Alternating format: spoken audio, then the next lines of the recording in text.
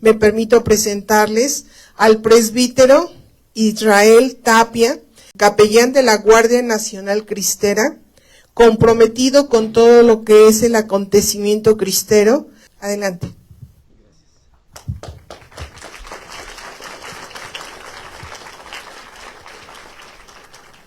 ¿Podemos hacer una oración? En el nombre del Padre, y del Hijo, y del Espíritu Santo. Bendito Dios, te damos gracias por este momento de encuentro que nos concedes, y te suplico que envíes tu Espíritu Santo para que Él nos ayude a comprender lo que tú quieres que aprendamos en esta tarde, en el nombre del Padre, y del Hijo, y del Espíritu Santo. Muchas gracias. Tomen asiento, por favor. Gracias a los organizadores por esta invitación. Saludo con mucho cariño nuevamente a Monseñor Daniel Medina. Saludarle, señor Monseñor. A Gianfranco, que ya se nos dio la fuga, ¿no? Aquí está enfrente. Qué gusto volverte a ver nuevamente.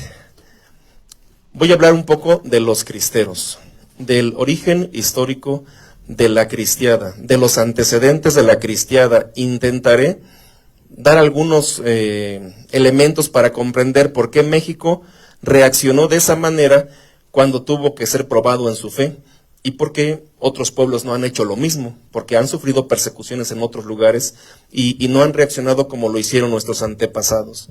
Entonces, lo primero es que vamos a hablar de antecedentes, el siglo XX. Hablaré un poco de Anacleto González Flores, que es el patrono de los laicos, sobre su obra maestra, que fue la Unión Popular, y después un poco de la relación de Anacleto con la cristiada. Y primeramente, antecedentes. Primero, México nació católico. Esa es una realidad. Nacimos católicos. Antes de eso no existía México. No existía México. Había grupos de tribus dispersas por todo el territorio actual nacional, pero que ni se querían, que estaban enemistadas generalmente unas con otras. Nacimos cuando España llegó y nos dio una religión, y nos dio un idioma con el que nos entendemos, y que nos dio una herencia cultural común. Y aclaro una cosa, cuando digo que nos dio una religión y una lengua con que entendernos, no pensemos en que nos impusieron una lengua. ¿Saben que los primeros colegios, universidades, se daba todo en náhuatl, por ejemplo, en el centro del país? No se daba, no se obligaba al indígena a que aprendiera el idioma español.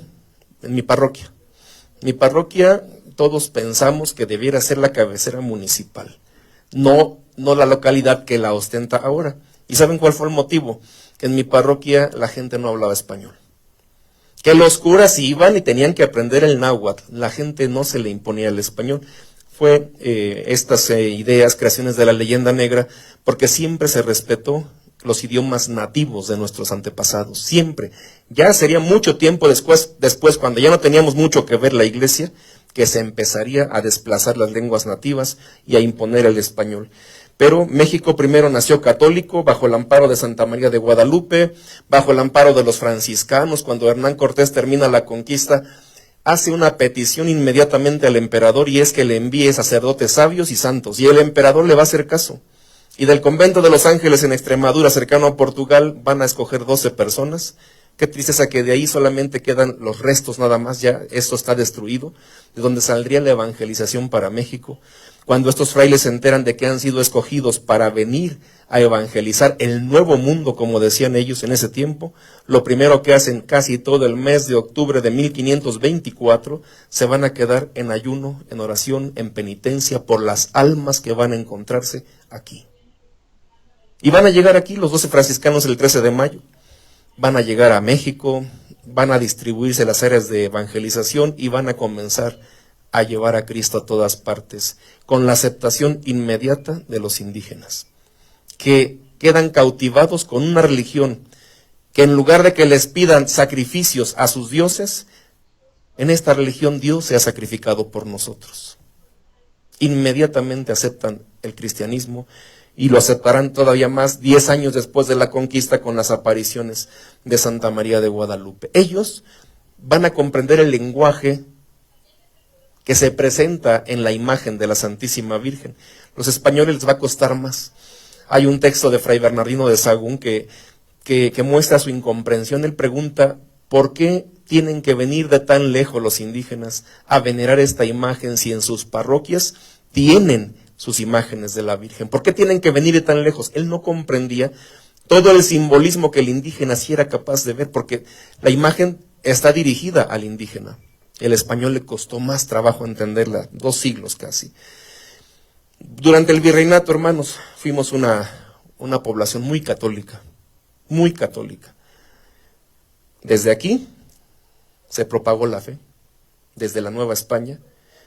Por ejemplo, piensen en los tlaxcaltecas. ¿Saben que los tlaxcaltecas desde el primer momento fueron misioneros? Uno va a Aguascalientes, por ejemplo, al Jardín San Marcos, y hay imágenes de bronce ahí, y hay una que rompe con todo lo demás, y pone el letrero explicativo ahí. Homenaje al indígena tlaxcalteca que al lado de los españoles llegó a estas tierras anunciando el Evangelio de Jesucristo. Inmediatamente, para muchos lugares del norte del país y de lo que perdimos, fueron evangelizados por tlaxcaltecas. Y un dato interesante.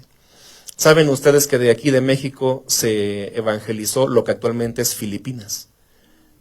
Se llegó allá porque el rey y se puso ese nombre porque el rey que gobernaba el territorio era don Felipe II, y en honor a él se pone el nombre Filipinas. Por eso San Felipe de Jesús andaba por allá, porque era una extensión de nosotros, porque se gobernaba a través de la Nueva España. Y un día, ya saben que Filipinas son un conjunto de islas que colindan al norte con otro conjunto de islas que se llama Japón. Y un día los samuráis se les empezaron a meter y a hacer destrozos. El gobernador de Manila mandó pedir auxilio al rey, y el rey, que tenía las tropas comprometidas en un montón de frentes porque España se estaba desangrando por la defensa de la fe en Flandes, en los Balcanes contra los turcos, en el norte de África contra los musulmanes, en el mar con el Mediterráneo, ahí en esas épocas fueron las batallas de Malta y de Lepanto, no tenía mucha tropa a quien mandar. ¿Saben a quién mandó? Un contingente de españoles, pero el grueso eran tlaxcaltecas, que buscaron a los samuráis y los encontraron en un refugio que tienen ellos ahí en la isla de Cagayán, los enfrentaron y los derrotaron. Los tlaxcaltecas fueron a derrotar a los samuráis a su refugio, a Cagayán, al sur de Japón. Desde aquí, pues, propagamos la fe. Nos sentimos inmediatamente parte de España. Por eso, cuando dicen que España se robó el oro, no se puede, porque pertenecíamos a España. Es como si en este momento dijéramos nosotros, nos estamos robando el petróleo de Veracruz. No, porque Veracruz es México. Veracruz no es de México, Veracruz es México. En aquel tiempo la Nueva España no era de España, éramos España.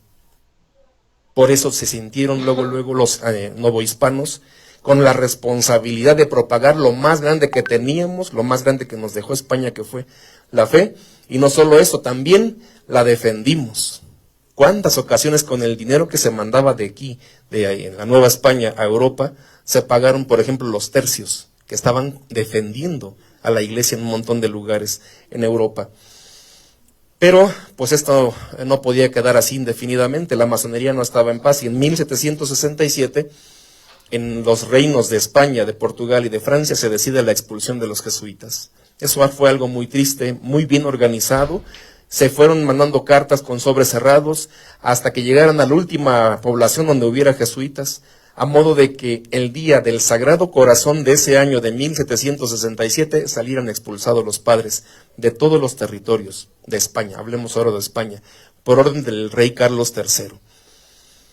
Fue duro porque los jesuitas, sí sabemos, son los principales promotores, o eran los principales promotores del Sagrado Corazón de Jesús.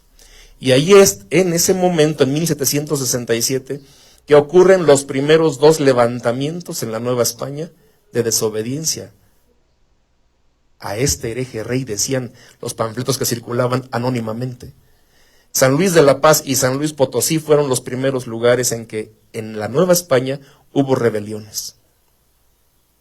Hasta ese momento todo era una fidelidad a España, pero cuando tocaron la religión se acabó todo. San Luis Potosí y San Luis de la Paz se rebelaron, los caciques se opusieron a que se llevaran a los padres, que además eran novohispanos, que la gente se cuestionaba, ¿y ese rey quién se cree? Ni conoce estas tierras y se está llevando a nuestros hijos, porque los padres jesuitas ya eran novohispanos. Habían todos nacido aquí. Ahí nacerá, por ejemplo, la literatura nacionalista mexicana con un sacerdote jesuita llamado Francisco Javier Clavijero, que va a ser el primero que va a empezar a escribir alabando a México, a su México, cuando va camino al destierro, en principio hacia Roma. Los jesuitas son expulsados del país. Después, la masonería seguirá actuando a través de lo que se conocía como el Partido Liberal. Piensen en el señor Juárez, Ocampo, Degollado, Comonfort, todos los liberales del siglo antepasado, que primero con las leyes de reforma y después con la Constitución de 1857, pues van a tratar de ponerle los más grandes límites a la Iglesia. Va a haber persecuciones ya, va a haber gente que va a desafiar al gobierno, que se van a llamar religioneros. Por ejemplo, la Constitución del 57 va a desatar una guerra, la Guerra de los 3 años, con católicos al frente como Miguel Miramón, Tomás Mejía, Osorio, Márquez, que van a estar a punto de ganar, si no es porque Juárez va a ser asistido por la masonería norteamericana y con tropas, y porque fue con tropas en Veracruz que atacó el puerto, con tropas norteamericanas que van a empezar a revertir la tendencia de que los conservadores iban ganando. Esto es muy breve, nada más para orientarnos. Para el siglo XX, pues viene la revolución. Las revoluciones de ordinario son anticatólicas. Piensen en la revolución cubana, la soviética, la española, y aquí por supuesto son anticatólicos. Pongo algunos ejemplos muy breves. Aquí tenemos al que en tiempo cronológicamente aparece primero, que es don Venustiano Carranza, que entre otras cosas, por ejemplo, hace la Constitución. Es el que convoca al constituyente de Querétaro de 1916, se va a trabajar en esa Constitución, y aunque se sabe que ya estaba terminada a finales del 16 en diciembre, se van a esperar a promulgarla ¿cuándo? 5 de febrero de 1917. ¿Y por qué se esperarían más de mes y medio? Para sepultar la memoria de alguien. Al primer santo de México, a San Felipe de Jesús. Una Constitución que está por demás decirlo. Los que participaron, los constituyentes, que así se les llaman a ellos, todos eran anticatólicos. Un católico no pudieron participar los católicos ahí. Por eso la Iglesia la rechazó inmediatamente, porque había artículos que iban directamente en contra de la fe, el 3º, el 5º, el 7, el 27, el 130, directamente en contra de la Iglesia. Carranza fue anticatólico. Carranza, no sé si conozcan ustedes el Cerro del Cubilete, ahí está un Cristo, porque en 1914, con permiso de Victoriano Huerta, los señores obispos de México y un montón de gente, consagraron a la nación a Cristo Rey. Fuimos la primera nación que hizo eso. Y le hicieron una promesa a Dios: vamos a hacer un monumento que represente esta consagración. Y ese monumento se pensó hacer en Silao, en principio en la parte de abajo. No piensen todavía en el Cerro del Cubilete, eso fue después, pero ya estaba ahí la idea. Bueno, pues Carranza fue uno de los que derribó uno de estos monumentos. El monumento que está ahorita es el quinto que ha habido, el quinto.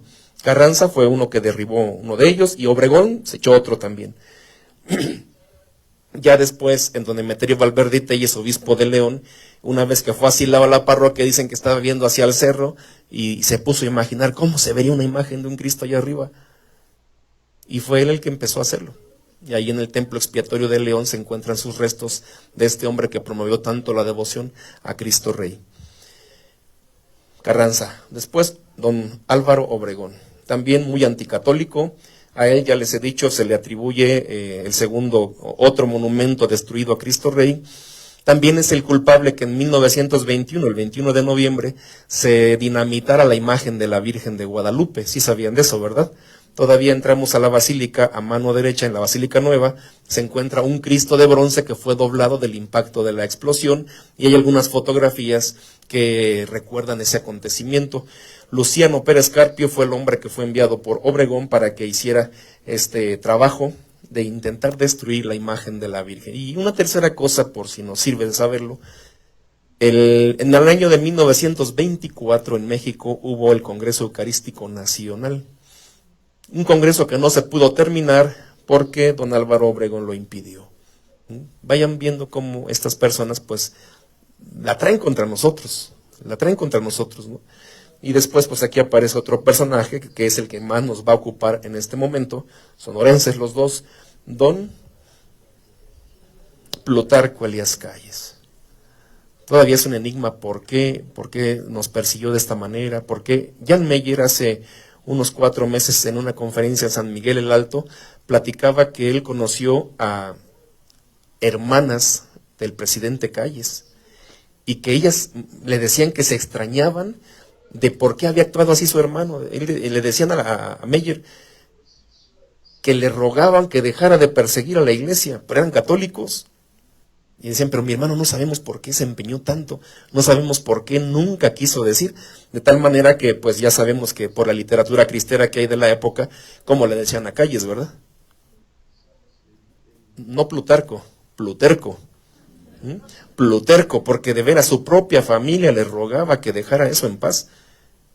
Sus hermanas le dijeron a Jan Meyer eso, que no supieron nunca por qué se empeñó tanto en esta persecución.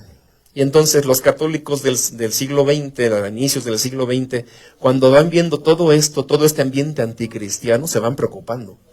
Van viendo todo lo que va pasando y cada vez va subiendo de tono las persecuciones a la iglesia. Y entonces van a irse preparando. Primero va a surgir la Acción Católica de la Juventud Mexicana. La persona que aparece en esta imagen es el padre Bernardo Vergoent, jesuita francés. Va a ser una agrupación dirigida a la formación de la juventud mexicana. 3 pilares van a conformar esta agrupación: piedad, estudio y acción. Piedad.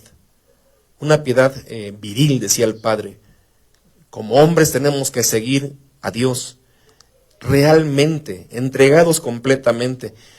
Mucho tienen que enseñarnos hoy. Yo sé que a ustedes no les pasa aquí se les ve que no, pero en otros lugares, híjole, los católicos no hacen solo más que estarse quejando de todo, culpando a Dios de todo lo que les pasa, en lugar de que busquen soluciones, en lugar de que busquen cómo solucionar las situaciones adversas que se presentan, solo se quejan y se quejan. El padre Vergüen decía no, una confianza plena y limitada en Dios, primero. Segundo, estudio. Él sabía que sin estudio no podíamos hacer nada. No vamos a saber el origen de las causas, no vamos a conocer las situaciones que estamos viviendo si no nos preparamos, si no leemos. Y ese es el grande problema de México. Leía unos informes de lectura del año pasado en México. Si de por sí estábamos mal el año pasado, todavía bajamos todavía más en la lectura, no leemos. Celerino Salmerón, un patriota mexicano, decía que el mexicano no lee ni en legítima defensa. Ni en legítima defensa, no leemos. Y vamos a ver que el padre Vergoen, que a Anacleto le dieron mucha importancia a la lectura, porque es fundamental. Ellos leían, no sé si han leído, por ejemplo, Entre las patas de los caballos, ahí el autor menciona un montón de libros que van leyendo en el centro donde están congregados ellos, que leyeron de aquí, que leyeron de allá. Muchos textos están leyendo, porque eran parte de su formación cotidiana. Y la acción, y después la acción. De nada sirve todo esto si no hay acción. ¿Cómo andaremos los católicos en eso hoy? ¿Vieron lo que pasó hace unos días en varias partes del país? ¿Vieron cómo hacían tantas cosas estas personas? ¿No? A mí, en varios videos que vi, imágenes que vi, pues da tristeza. No tanto lo que están haciendo estas personas, sino lo que dejaron de hacer los que tenían que haber estado ahí defendiendo. Aquí me preguntaba, ¿y la gente que va a misa a estas parroquias dónde estaba? ¿Cómo permitieron que hicieran eso?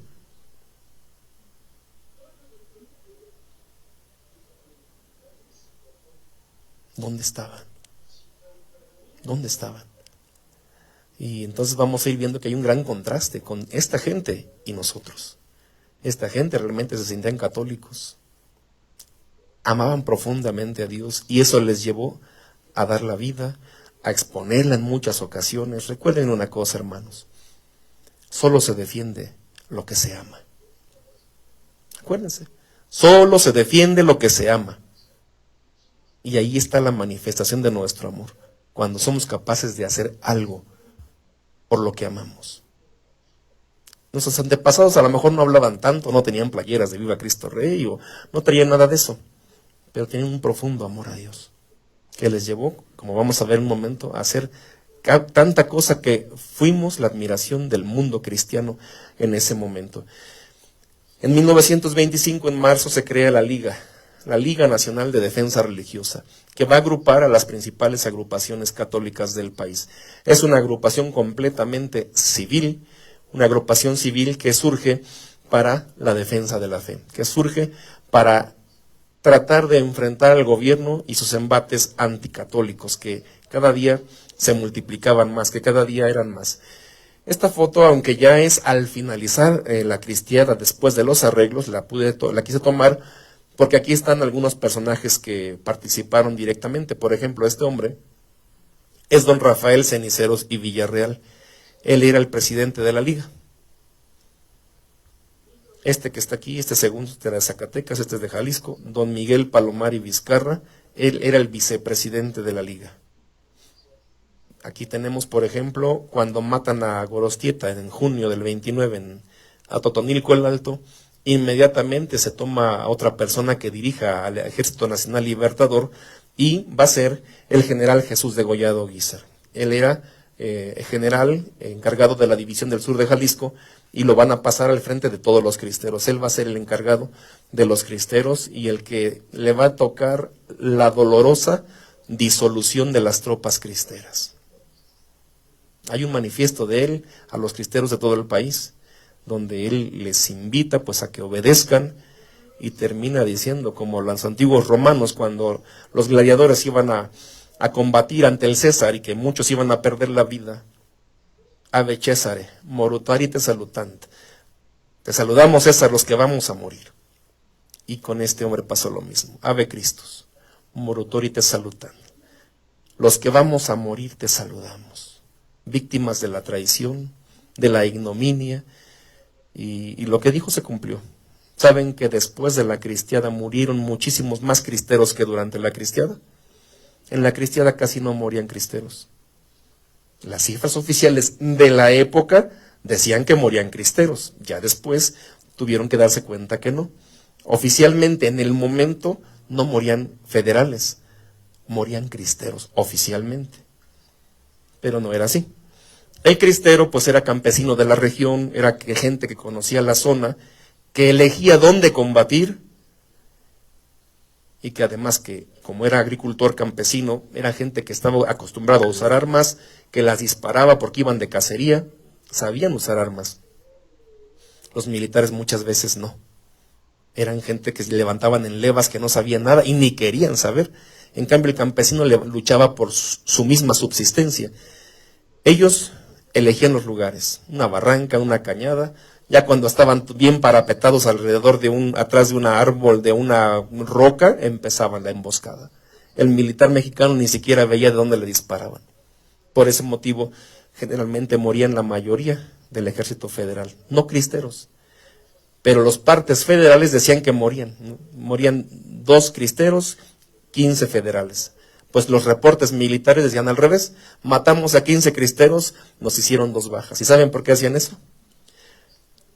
Porque los diversos grupos militares del ejército mexicano, cuando no reportaban bajas, la paga seguía llegando al comandante.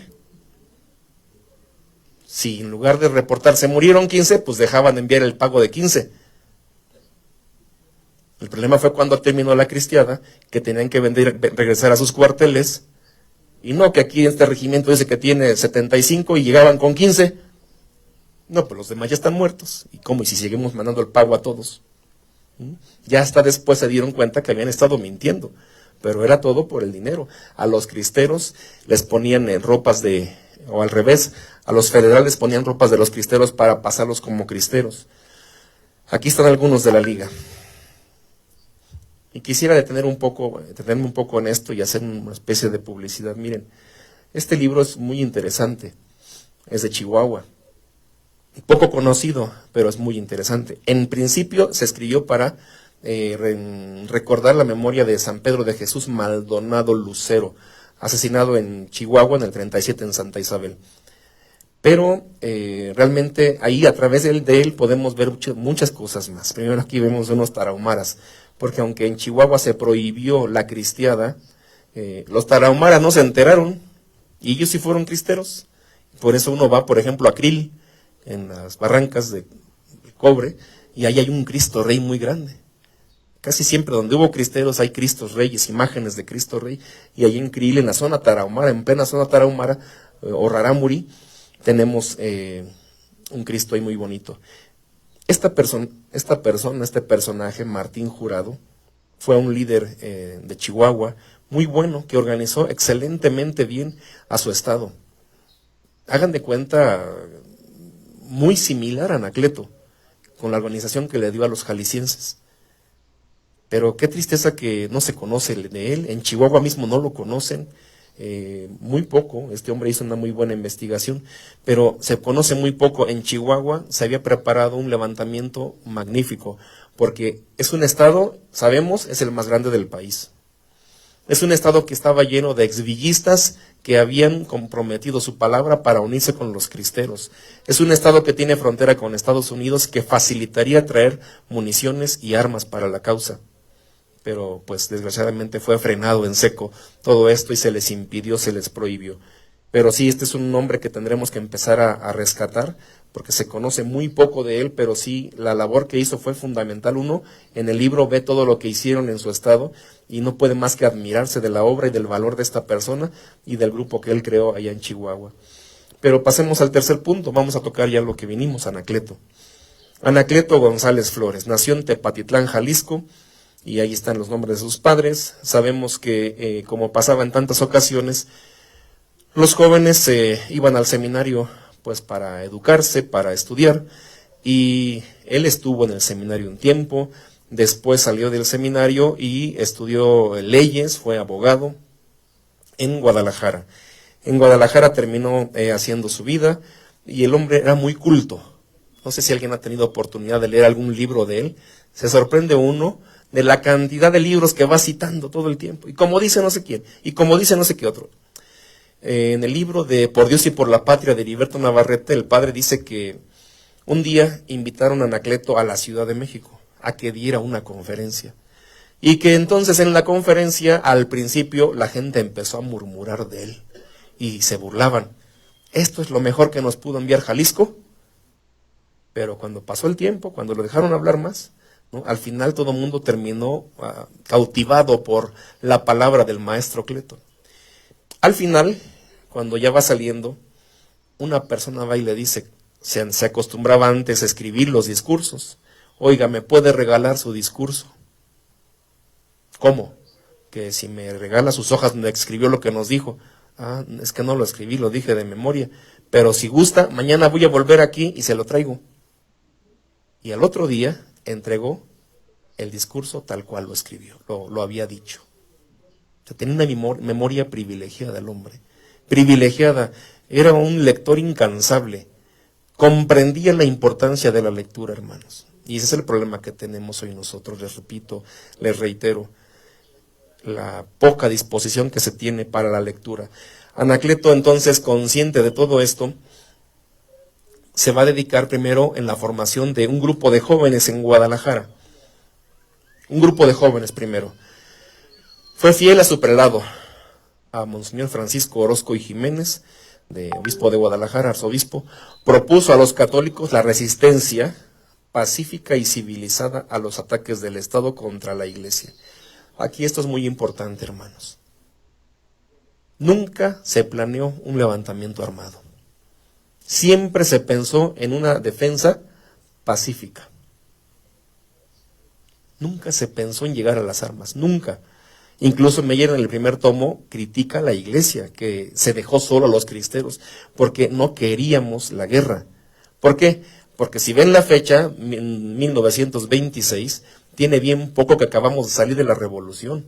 Sabemos de los problemas que hay en una revuelta, en una guerra, la violencia, la muerte, las injusticias, estaba bien fresco todo. Por ese motivo no queríamos levantamientos armados.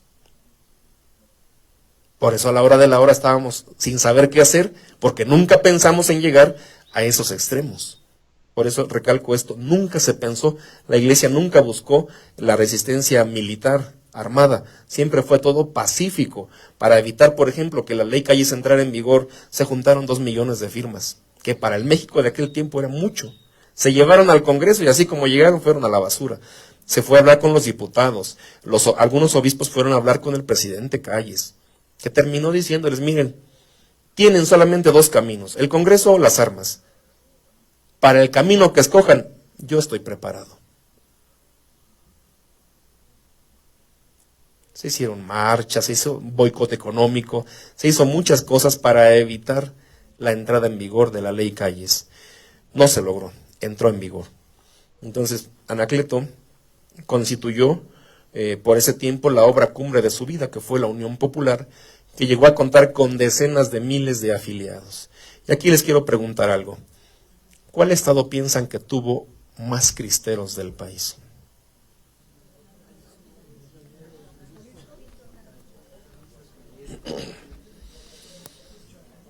¿Quién da más? ¿Quién da más? Normalmente siempre pensamos en Jalisco, pero saben, en número no fue Jalisco. Hubo un estado que tuvo en número más cristeros que Jalisco, y fue, ya lo dijeron varios, Michoacán. Michoacán tuvo más cristeros, pero se escuchan más los jaliscienses. ¿Por qué? Porque Anacleto les dio una disciplina férrea que les hizo que pudieran reaccionar mucho mejor que los michoacanos, que cada quien andaba por su lado. Nunca trabajaron juntos los michoacanos. Los de la Tierra Caliente andaban por allá, los de la Sierra por este lado, los que colindaban con Jalisco igual, cada quien andaba por su cuenta. Mientras que en Jalisco trabajaban como una unidad. Estaban juntos. Y todo eso fue gracias a Anacleto González Flores. Y todo comenzó con la Unión Popular. La Unión Popular tuvo como base la Acción Católica de la Juventud Mexicana de Jalisco. Pero después se fue agregando mucha más gente, de tal manera que tenían presencia en todo el estado. Imagínense, a finales del año de su creación, de 1925, aquí no lo puse ahí, a finales de 1925, la Unión Popular era capaz en diciembre de distribuir semanalmente, que era mucha menos gente, en aquel tiempo que no había medios de comunicación. Por ejemplo, no podían utilizar el correo, el servicio postal, porque estaba vigilado. Se organizaron entre ellos y las poblaciones vecinas, cada semana iba gente a traer las publicaciones a Guadalajara. Y los que venían de más lejos enviaban de una determinada zona 1 a 2 personas que recogieron los de todos y ya repartían a la gente. A través de la revista Gladium, Espada,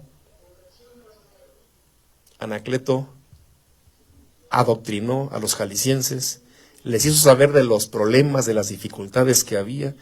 Por ese motivo, Jalisco no dudaba en darlo todo, porque eran conscientes de cada acto que ellos hicieran o dejaran de hacer. Por eso la sorpresa cuando empiezan los levantamientos armados, empiezan en Jalisco. Cuando el ejército quiere llegar a los templos, dicen ellos que a inventariarlos, se sospechaba que a destruir cosas. Las primeras que se ponen enfrente, Cocula, Tecalitlán, las mujeres. Y los hombres viendo por allá.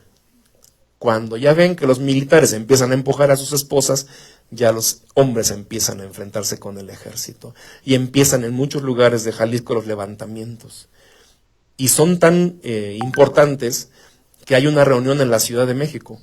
Calles, su secretario de guerra, que era Joaquín Amaro, y el gobernador de Jalisco.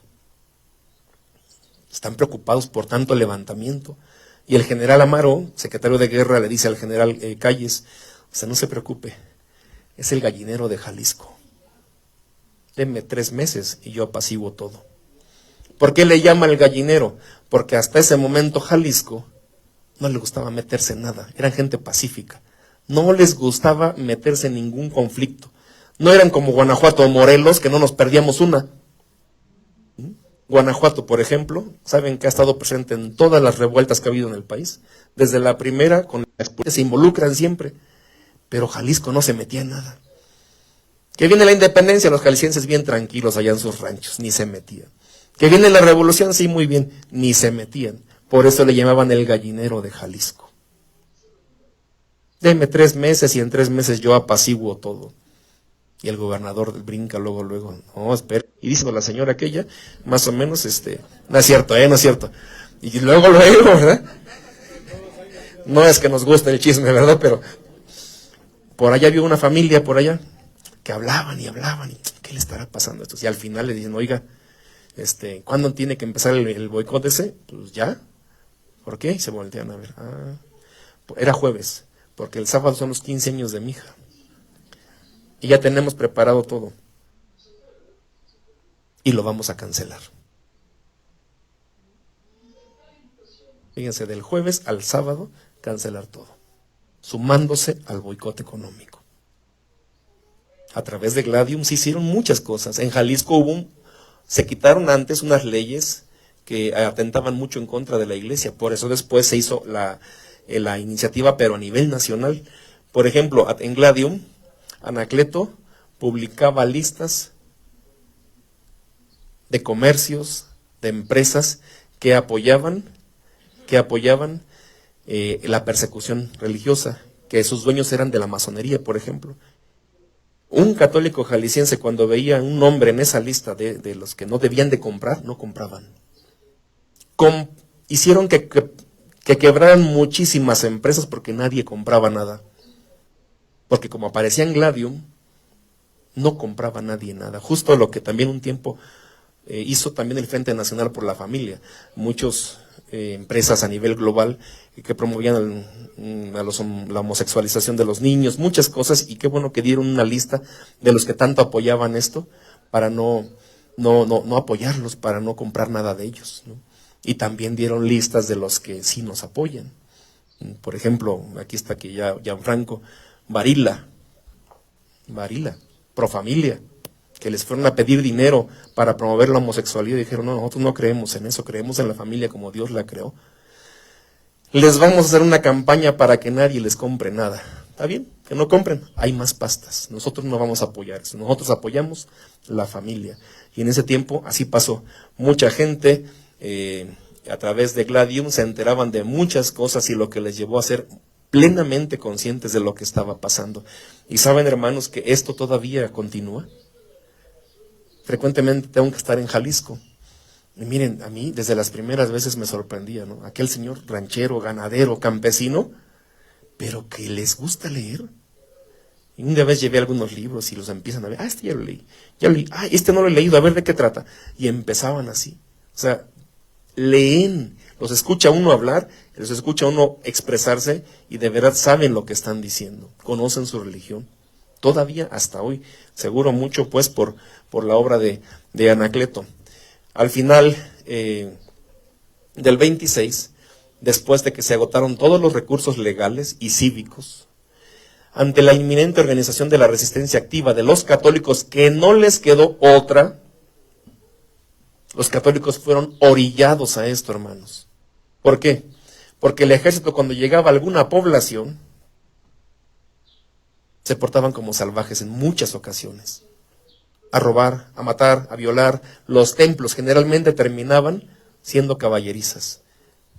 El Santísimo Sacramento, si no se protegía a tiempo, agarraban los copones, aventaban el Santísimo y encima echaban los caballos. Un comercial. ¿Hay algún ministro de la Eucaristía aquí? Ahorita me van a ayudar, Les voy a decir por qué. Porque, por ejemplo, hay un padre, un santo de Valtierrilla, municipio de Salamanca, Guanajuato, que se llama Jesús Bernabé Méndez Montoya. A él le avisan que va llegando el ejército al pueblo. Y entonces la gente les tenía miedo y todos a correr, a vaciar el pueblo porque nadie se va a quedar a ver los que vienen hoy, cómo vienen. Porque sí hubo militares que sí fueron moderados, que como Ávila Camacho, como Cárdenas, que nunca permitieron, por ejemplo, fusilamientos, violaciones, no permitieron nunca, pero para saber el que viene cómo piensa, mejor se iba la gente. Y cuando ya va corriendo el padre, ahí en Valtierrilla, se acuerda del Santísimo. Sabe lo que hacen los militares con el Santísimo y para evitarlo, se regresa y se lleva el copón. Y cuando va corriendo con el copón lo detienen y lo matan. 5 de febrero de 1927. Y lo matan. Y a él lo reconocemos como el mártir de la Eucaristía. Porque si él se hubiera ido no lo hubieran agarrado. Lo mataron porque se regresó a defender la Eucaristía. Cuando lo detienen, pide una última voluntad. Van con él 2 de sus hermanas y les pide que le dejen consumir la Eucaristía. Él dice, a ustedes no les sirve de nada, déjenme consumirla. Y afortunadamente le permitieron consumir el Santísimo Sacramento, y una vez que lo consumió, entonces ya lo fusilaron. ¿Qué delito cometió? Ninguno, solo por ser sacerdote. Entonces, miren, ayúdenme. Les quiero regalar a los que son ministros un separador. Estos, sí, con la imagen de este santo. Es un santo mexicano. Levanten su manita los que son ministros. ¡Ah, ya salieron más! Está bien, qué bueno. Porque ahorita les vamos a preguntar el catecismo. Bernabé de Jesús Méndez Montoya, de Valtierrilla, Guanajuato. También quiero mencionar catequistas, ¿hay aquí? Ahí luego hasta dejó todo, ¿eh? Quiero mencionarles algo, hermanos. En San Juan de los Lagos, Jalisco, hay persecución igual, ¿no? Y entonces, en el municipio de al lado, se encuentra un pueblo que se llama Jalostotitlán. Ahí no hubo persecución, la autoridad no permitió que se persiguiera. Y entonces muchos curas de la región se fueron a Jalos para salvarse. Y le dijeron al padre que se fuera con ellos. No, ¿y la gente con quién la vamos a dejar aquí? ¿Quién nos va a cuidar? ¿Quién nos va a atender? Yo no me voy, yo me quedo. Y se quedó, arriesgando su vida. Y lo que llama la atención del padre es que a escondidas, pues celebraba misa, confesaba, bautizaba, veía enfermos. Pero una cosa rara que solamente se sabe de él, que en plena persecución daba catecismo. En plena persecución, San Pedro Esqueda daba catecismo. Y sucedió lo que tenía que pasar, pues que un día se lo cacharon y lo detuvieron. Cuando ya se lo llevan a donde lo van a matar en un pueblito que se llama Teocaltitán, de los últimos que ve cuando va saliendo del pueblo es un grupo de niños que les da doctrina. Y se despide de ellos y les dice, hijos, aunque yo ya no esté, ustedes tienen que seguir preparándose, tienen que seguir yendo a la doctrina. Y porque dio de catecismo y porque su preocupación fue esa, hoy se le conoce, se le tiene como el patrono de los catequistas. Y por eso vamos a darle su separador también a los catequistas para que no se nos pongan tristes. San Pedro Esqueda, para que se encomienden a él. Otra vez levanten su manita. Y vamos con Anacleto. Anacleto entonces se negó a participar en los levantamientos armados. Él estuvo acompañando a los cristeros para proteger su vida, porque tenía precio su cabeza, pero él nunca levantó un arma, nunca disparó un arma. Se sabe que un día llegó en abril, 1 de abril, a Guadalajara, a algunos asuntos, y fue con una familia amiga, con muchachos del ACJM, de la familia Vargas González. Él va con Luis Padilla y llegan a la casa. En la tarde, noche, la policía llega a la casa y los detiene. Detiene a Anacleto, a Luis Padilla y a 3 hermanos de esa familia, Jorge, Ramón y Florentino Vargas González. Se los van a llevar al cuartel Colorado en Guadalajara, en el centro. Ahí los van a torturar. En el caso de Anacleto le van a pedir que denuncie el paradero del señor arzobispo. Anacleto le dice al general Ferreira, que era el que dirigía la operación de su muerte, le dice que no toque a los muchachos, que si quieren sangre de hombres, que a él le hagan lo que quieran, pero que no toquen a los muchachos. Incluso a uno de ellos lo van a dejar ir, a Florentino, pero no le hicieron caso. Los van a matar a los otros 4, Anacleto lo van a colgar de los dedos pulgares de la mano, de los pies, le van a empezar a quitar el pellejo vivo, la piel, lo van a torturar terriblemente, muy terriblemente, ¿no? Y se sabe que, llegado el momento, Anacleto le va a decir al general Ferreira, mi general, sin saberlo, usted me va a enviar a donde yo toda la vida he querido ir, delante de Dios. Un día también usted va a llegar ahí. Sépase que cuando llegue ese momento, tendrá en mí su principal intercesor. Estaban esperando otra cosa, ¿va? ¿Quién sabe qué hubiéramos dicho nosotros? ¿No? Allá nos arreglamos, allá a ver cómo nos toca. Pero Anacleto tenía un corazón tan grande el hombre. Tendrá en mí su principal intercesor. Oigan las Américas por segunda vez este grito. Yo muero, pero Dios no muere. Que viva Cristo Rey. Porque él había hecho antes una oración. Señor, permite que mi último grito en la tierra y el primero en el cielo sea viva Cristo Rey. Oigan las Américas por segunda ocasión. ¿Cómo que por segunda? ¿Y la primera dónde fue? Es que Anacleto leía un montón. ¿Cómo? Don Gabriel García Moreno. Don Gabriel García Moreno, presidente del Ecuador, presidente católico del Ecuador, que cuando salía de la misa a la que iba diario en la catedral de su ciudad capital, Quito, gracias, cuando va cruzando el Zócalo hacia el Palacio de Gobierno, le van a quitar la vida. Y antes de morir alcanzó a gritar viva Cristo Rey. ¿Saben que cuando le quitan los estados pontificios a la Santa Sede, solo hay 2 naciones que protestan? Porque ya todas están infestadas de masonería. Solo hay 2 naciones que protestan, y una es Ecuador. Y otra es México. Teníamos en ese momento un presidente que es casi desconocido, estuvo muy poco tiempo, pero le mandó al Papa una carta y dinero para ayudarlo. El nombre del presidente de México era el general José Joaquín Herrera. Y saben en la carta que le dice al Papa, además de que se está quejando, se lamenta de lo que está pasando el Papa, porque la masonería le ha robado territorios que Carlomagno le había dado desde el año 800. Más de 1000 años los teníamos ahí.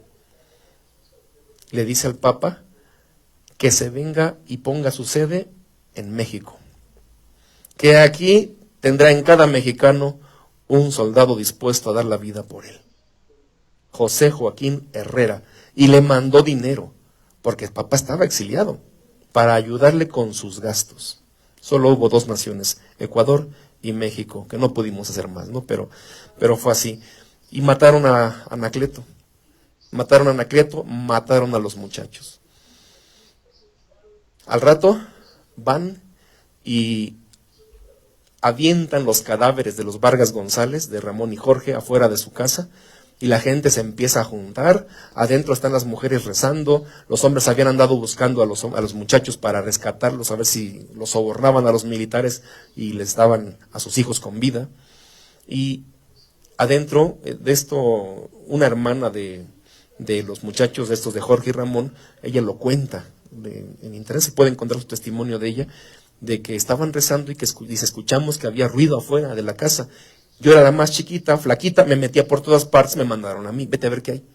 Y lo que vi cuando me abrí paso entre la gente era el cadáver de mis hermanos, ensangrentados con huellas de tortura. Pues así se regresó a su casa. Mamá, son mis hermanos, los mataron. Y salió la mamá, y salió la tía y otras personas que estaban ahí, y la mamá se abraza al cadáver de uno de sus hijos, y su hermana, la tía de ellos, abraza otro cadáver, y están llorando ahí, y de repente la señora, la mamá, se le queda viendo a la hermana, a la tía de ellos. ¿Por qué gritas así como loca? Pues por mis sobrinos, me los mataron. Mira cómo los dejaron, ¿qué no te duelen? ¿Cómo no me van a doler si son mis hijos? ¿Y entonces por qué estás tan tranquila? ¿Qué no te das cuenta de algo? Decía la señora, la mamá. Dios nos presta a nuestros hijos para ayudarles a ganar el cielo. Con estos 2, yo ya cumplí. ¿Amaban a Dios nuestros antepasados? ¿Dios estaba por encima de todo para ellos? Y en esas están cuando va llegando el tercero, Florentino, que en edad era el más grande, pero no sé si se alimentó menos, no muy bien como los otros, pero era el más chaparrón. Y al Florentino lo habían dejado ir, que se fuera. Y ahí va llegando Florentino, y lo ve su mamá. Hijo, ¿y tú qué haces aquí? Mamá, pues es que dijeron que yo era menor de edad y que me fuera. ¿Saben qué dijo la señora cuando va llegando su tercer hijo que salvó la vida? Hijo mío, te tienes que portar mejor, para que a la siguiente Cristo también te acepte a ti como mártir. ¿Se imaginan eso? ¿Una mamá diciendo eso? Pero Dios estaba por encima de todo. Nuestros antepasados nos dieron una muestra tan grande de amor a Dios, tan grande de amor a Dios. El próximo 21 de este mes, en Zaguayo, Michoacán, se cumple un aniversario más de cristeros de Zaguayo que se quedaron sin munición, que los persiguieron, se metieron en una cueva pensando que no los encontrarían, los encontraron, quemaron huizache afuera, hierbas y tóxicas, y con el humo los obligaron a salir ya sin poder defenderse, no llevaban munición. Se los llevaron afuera de la iglesia de Santiago Apóstol y ahí los mataron uno por uno. Uno por uno les fueron pidiendo: reniega de Cristo Rey, viva Cristo Rey, muerto. ¿Quién le sigue en el mando? Yo. Di que viva el Supremo Gobierno, viva Cristo Rey, muerto. Así mataron a los 25. Se salvaron solo 2. Años después, porque se hacen conmemoraciones muy importantes ahí en Zaguayo de esto, en una conmemoración, el papá de uno de los sobrevivientes le dice al señor cura: oiga, señor cura, hable conmigo. Se me ha tirado el alcohol. No puede ser, si fue compañero de los mártires aquí de Zaguayo, y que ande bebiendo de alcohólico ahora. Y va al padre y le dice: hijo mío, ¿tú piensas que es correcto lo que estás haciendo? Fuiste compañero de ellos que dieron la vida por Cristo y ahora tú eres un alcohólico. ¿Y saben qué contestó el muchacho? Señor cura, por eso tomo, de sentimiento, porque Cristo a mí no me quiso como su mártir. Era el dolor que él tenía, que no lo habían matado también a él. Mataron a Anacleto, mataron a los muchachos el 1 de abril, al siguiente día 2 los van a sepultar y el 3 van a matar a más.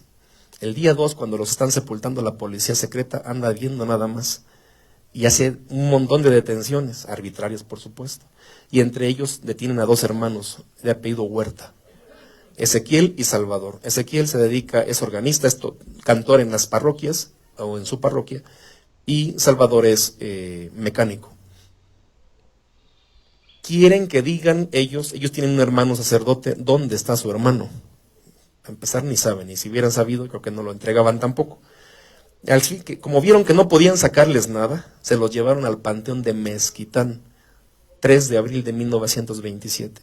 Los van a fusilar. Cuando ya ven que ya los pusieron allí en una barda, ya Ezequiel le dice a su hermano Salvador: hermanito, nos van a matar. Sí, hermano, eso es lo que estoy viendo, nos van a fusilar. Pero los perdonamos, ¿verdad? Claro que los perdonamos. Nuestro Señor nos enseña a perdonar.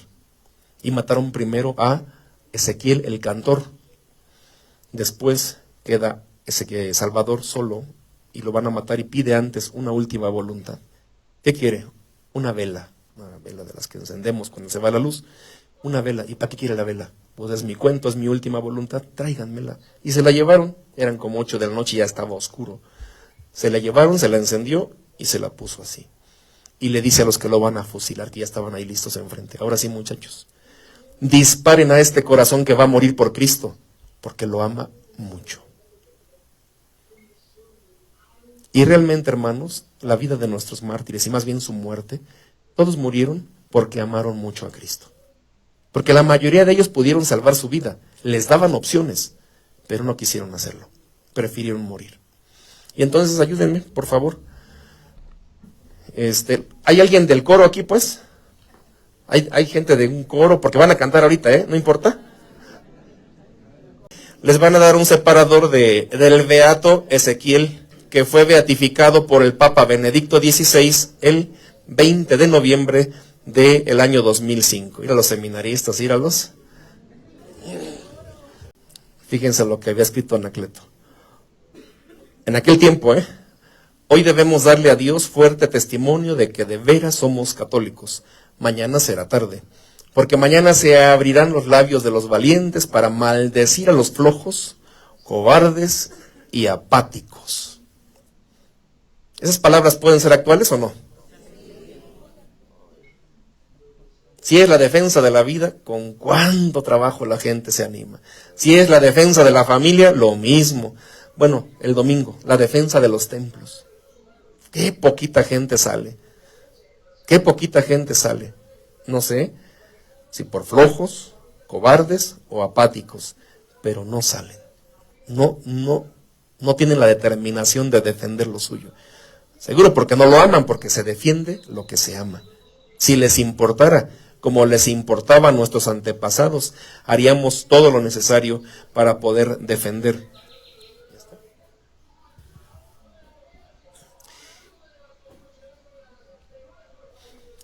Entonces, pues, la Unión Popular, aquí está, los que la fundaron. Y miren, aquí hay dos personas, además de Anacleto, que quiero que conozcan. Uno, el que le ayudó más como que su mano derecha, era otro abogado, otro de Tepatitlán, que fue exactamente Miguel Gómez Loza, que lo mataron en el Lindero y en el Totonilco, antes que Anacleto. Y este otro que también sería importantísimo, que fue el general José Gutiérrez de Jalostotitlán. Ellos fueron muy importantes. Él después sería general de la División del Sur de Jalisco. Lo que les dije, ¿no? 100,000 ejemplares se distribuían semanalmente de la revista Gladium.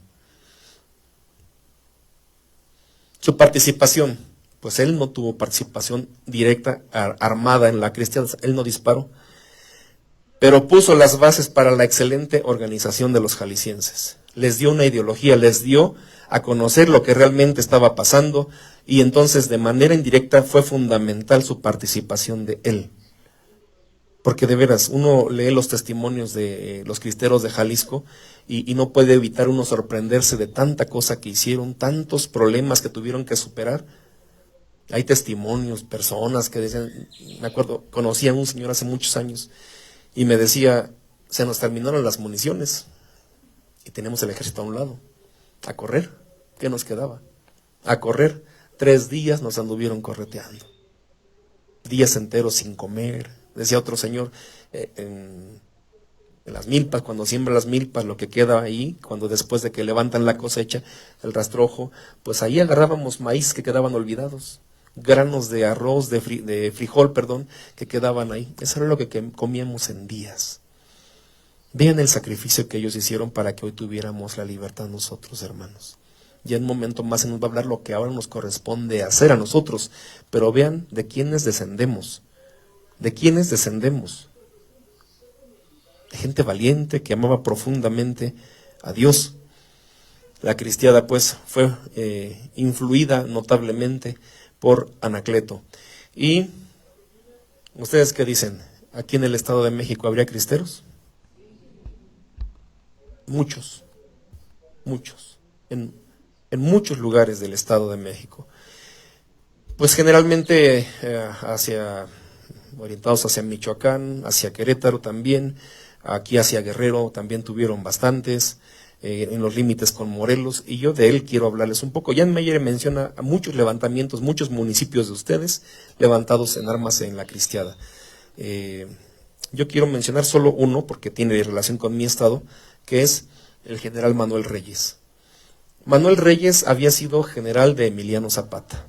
Él había nacido en Santo Tomás Ajusco, al sur de la Ciudad de México, en los límites de México y Morelos.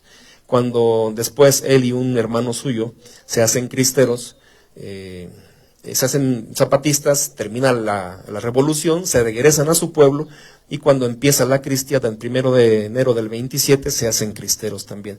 Comenzará con un grupo de ACJMeros del sur de la Ciudad de México, de Tlalpan y Coyoacán, y después se van a la Jusco y van a empezar a juntar gente, primero del norte de Morelos, y se van a pasar al Estado de México hasta Tenancingo, van a alcanzar a llegar hasta Tenancingo.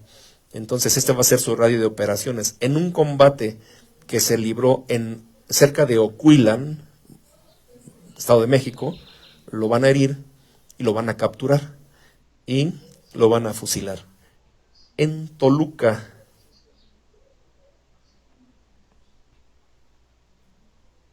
ahí está el general, que él mismo va a dar la orden de su ejecución. Atención, preparen, apunten, fuego, viva Cristo Rey.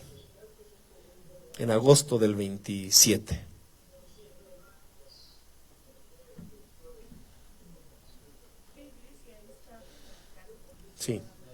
Sí, la del Carmen. Pleno centro de su ciudad, de su capital. Y así hay muchos, solo escogí porque tiene relación con nosotros, ya teníamos algo de investigación, pero hay muchísimos más. Y ya para ir como que concluyendo, les quiero platicar. ¿Han escuchado hablar de un jovencito que se llamó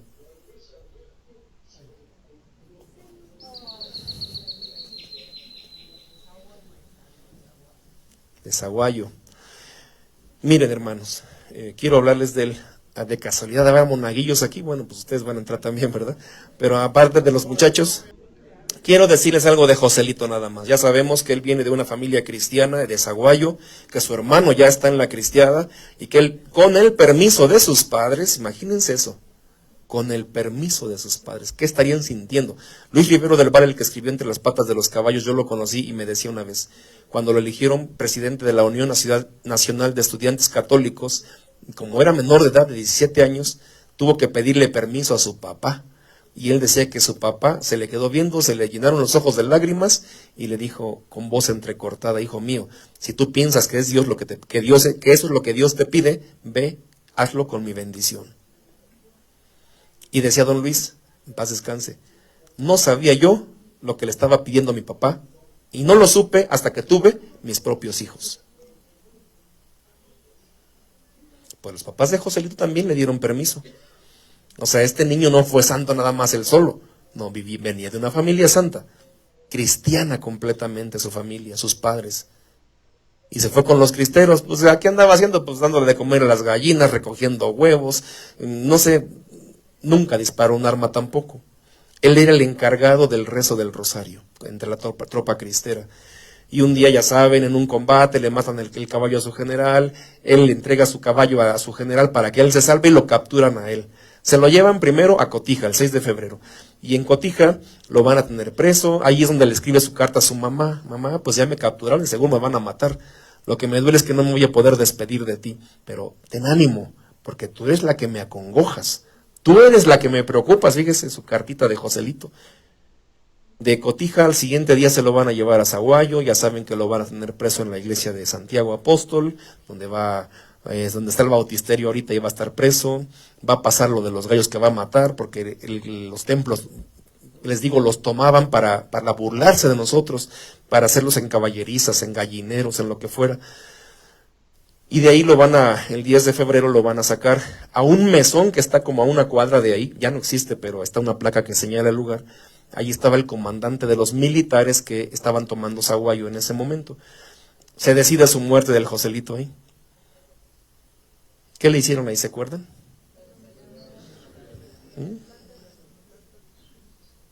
Y ahora sí, a caminar hacia el panteón municipal, que en aquel tiempo estaba fuera del pueblo. Eso es lo conocido. Lo que poco se sabe es que adelante de Joselito iban 2 militares con unos costales de sal. Tirando sal adelante de donde iba a pasar Joselito. O sea, uno se sorprende del valor de este muchacho. Y todavía llegando allá, le dieron la orden al que iba al frente de eso, el zamorano le llamaban, le apodaban el zamorano, le dieron la orden al zamorano que no disparara, que lo acuchillara, porque ya el pueblo sabía que estaba preso Joselito y lo querían mucho. Y decían, si escuchan una detonación, van a maliciar, ya matamos a Joselito. Y tenían miedo porque Zaguayo era muy cristero. Y entonces, acuchíllenlo, no disparen. Y entonces llegando al panteón, el zamorano sigue insistiendo que reniegue de Cristo Rey. Y Joselito, viva Cristo Rey. Y cuando Joselito decía, viva Cristo Rey, otra cuchillada. Hasta que llegó el momento en que seguro Joselito sintió que ya no aguantaba. Y le dijo al zamorano, ya mátame. Ya quiero estar con Dios. ¿Y sabes lo primero que voy a hacer cuando esté con Él? Le voy a pedir que te perdone de todo lo que me estás haciendo. Y el otro se desesperó con esa respuesta y sacó la pistola y sí le metió un balazo y con eso lo mató. Lo sepultaron ahí y desde que salieron del pueblo había una persona que los había ido siguiendo, que es el que escuchó todo esto que les acabo de platicar. Y se esperó que se fueran los militares y también se fue al pueblo a buscar al cura, que era tío de Joselito. Señor cura, acaban de matar a su sobrino. ¿Dónde? En el panteón. Vamos. Y el padre agarró una botella de vidrio y se la llevó. Y el otro iba en el camino viendo al padre, al cura que lleva la botella. Y esa botella, ¿para qué será? Botella vacía. Y llegando todavía a donde lo sepultó, ¿dónde está mi sobrino? Ahí. Y ya quitaron la tierra un poco y descubrieron el cadáver de Joselito. La botella que llevaban de vidrio La pusieron así y sus manitas encima. Señor cura, ¿y esa botella como para qué? Ah, esa botella nos va a ayudar a identificar el cadáver de mi sobrino. ¿Por qué? Porque como Zaguayo era tan cristero, cuando los militares entraban al pueblo, hombre que veían en la calle, hombre que colgaban. Así, a colgarlo. Hoy hay un lugar que se llama la Calzada de los Mártires, allí en Zaguayo. Y se llama así porque estaba llena de árboles, llegó a estar en cada árbol colgado un hombre. Si fue cristero no sabemos, pero los militares pensaban que eran cristeros porque pensaban que todo el pueblo era cristero, lleno de cadáveres. Por eso se llama así hoy la Calzada de los Mártires. ¿Y a dónde los iban a echar? Ahí es donde mataron a Joselito, ahí es dentro del panteón, es como una calle grande ahí, llena de árboles también, y allí era como una fosa común. Allá aventaban a todos. Para identificar a Joselito se puso esa botella. Y así fue. Cuando acabó la persecución, después exhumaron su cuerpo y se lo llevaron a su parroquia. Entonces a los que son monaguillos, les vamos a dar su separador de Joselito. Gracias. Y ya para terminar, hermanos, con esta participación de Anacleto en la cristiada, lo mataron muy prematuramente el 27 y su influencia pues fue muy grande porque los líderes cristeros de Jalisco todos estuvieron con él. José Gutiérrez, por ejemplo, uno de ellos, a Miguel Gómez Loza, otro de ellos. Hablando de los domingos, estos que atacan nuestras iglesias, un día en la Catedral de Guadalajara se pone una bandera rojinegra y va pasando Miguel Gómez Loza y se sube a bajarla y a destruirla. Cuando los que la pusieron se bajaron para ver cómo había quedado su obra y se ven que ya no está, se vuelven a subir a poner otra y Miguel ve y se vuelve a subir también y a bajarla otra vez. No va a permitir que se pongan esas banderas anticristianas en la Catedral de Guadalajara. Y ahí en ese momento lo esperaron y ahí lo dejaron como Santo Cristo a Miguel, hasta que alguien vio cómo estaban golpeándolo y había cerca un centro del ACJM, fueron a avisar a los muchachos. Y ya vinieron los ACJMeros y se enfrentaron a eso que querían profanar la Catedral de Guadalajara. No hicieron que no veían, no estaban ocupados, no tenían otras cosas que hacer. Lo único que falta para que el mal triunfe es que el bueno no haga nada. Y eso es lo que nos está pasando hoy, que no queremos hacer nada. Y ya para terminar, entonces vamos a repartir a quienes no alcanzamos ningún separador, vamos a darles uno de Anacleto, que es el patrono de los laicos de México. Los señores obispos han querido que fuera así. Además, sí, a modelo de los abogados. Hace unos años, don Faustino Armendáriz y los obispos de México, él es arzobispo de Durango, ahorita lo nombraron patrono de los laicos de México. Y nada más para que sepan, hace 2 días creo, celebramos la memoria del beato Fray Elías del Socorro Nieves, de Guanajuato. Nada más para que sepan, hermanos. A él lo mataron, pero cuando lo mataron iban con él 2 muchachos de apellido Sierra, los hermanos Sierra. Y cuando lo capturan, los militares les dicen, ustedes ya váyanse. ¿Cómo que nos vayamos? ¿A dónde? No, pues ya váyanse, el padre se queda aquí. No nos podemos ir sin el padre, es nuestro amigo. No, pero el padre aquí se va a quedar. No, pues nos quedamos con él. No lo podemos dejar. Es que lo vamos a fusilar. Pues morimos con él. Y hace 2 días recordamos tanto la muerte del beato como también la de los muchachos, los hermanos Sierra, que gracias a Dios y a la iniciativa del señor obispo de Celaya, hace 3 meses se inició el proceso de canonización de estos muchachos que dieron la vida al lado de Fray Elías del Socorro Nieves, los hermanos Sierra, para que lo sepan. Ya se inició el proceso, quiera Dios que pronto los tengamos en los altares a estos muchachos que dieron la vida al lado del padre, su gran amigo. Pues entonces ya tienen casi todos un separador. Si quieren terminamos, vamos a hacer una oración, la que tienen en sus separadores, que es una oración que hizo Anacleto González Flores. Oración del Cristero. Jesús misericordioso, mis pecados son más que las gotas de sangre que derramaste por mí. No merezco pertenecer al ejército que defiende los derechos de tu iglesia y que lucha por ti. Quisiera nunca haber pecado para que mi vida fuera una ofrenda agradable a tus ojos. Llévame a mis inquietudes y límpiame mis pecados. Por tu santa cruz, por mi Madre Santísima de Guadalupe, perdóname no haber sido a hacer penitencia de mis pecados. Por eso quiero recibir la muerte como un castigo merecido por ellos. No quiero pelear, ni vivir, ni morir, sino por ti y por tu iglesia. Madre Santa de Guadalupe, acompaña en su agonía a este pobre pecador. Concédeme que mi último grito en la tierra y mi primer cántico en el cielo sea... Un aplauso a Cristo Rey.